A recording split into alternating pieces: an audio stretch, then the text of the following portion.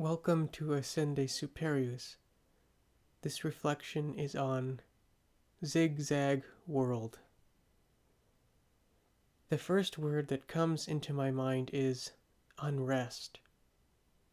How many individuals are in the state of unrest?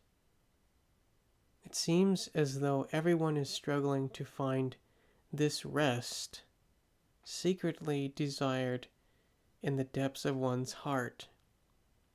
The postmodern era claims to have solved the existential crisis of man.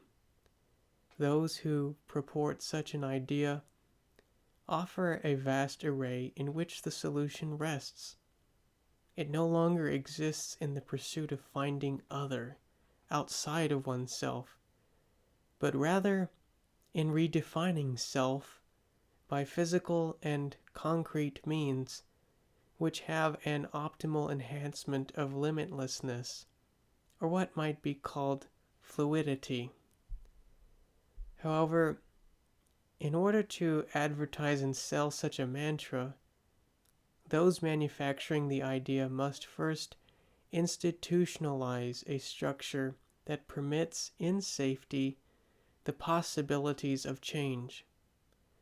For so long, society, i.e., those who wish to formulate abstraction to become the norm, cries out for a radical reconstruction of the structuralized norms that have been in place throughout the centuries. History defines these movements in the human organization as revolutions.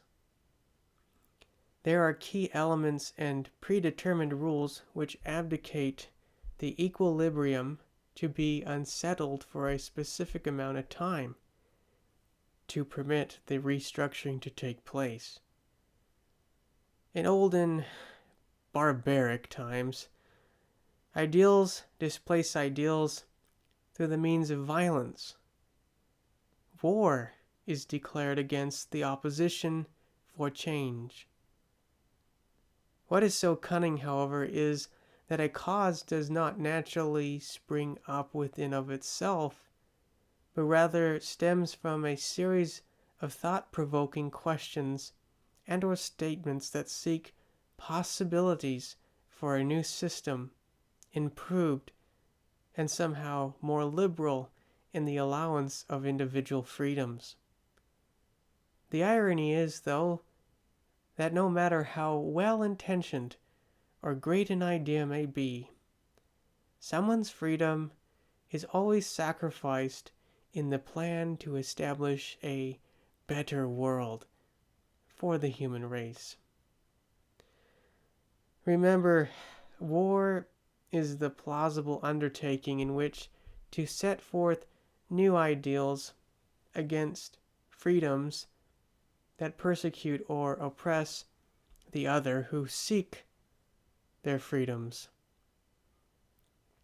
In all the methodology in constituting laws and rules that supposedly protect the freedoms of individuals ultimately spawn a series of wars characterized by suppressive and recreational zones on the people inhabited by those proposed ideals. The use of force entails the safety of ideals on the populace by means of degrees, like the aforementioned. The weapons of violence and fear are the driving forces that insinuate pregnation into the psyche of those who resist to believe. The ideas of one mind can become so powerful when planted into the other minds willing to follow blindly. As Christians, we are called to stand fast against such tyranny and remain true to the tenets of Jesus Christ, even to the point of martyrdom. Many Christian men and women have given their lives for God as a testament of fidelity to the truth. Are we willing to follow their example? Despite the storms of society and its infringements upon Christianity, one reality still remains the same. our faith.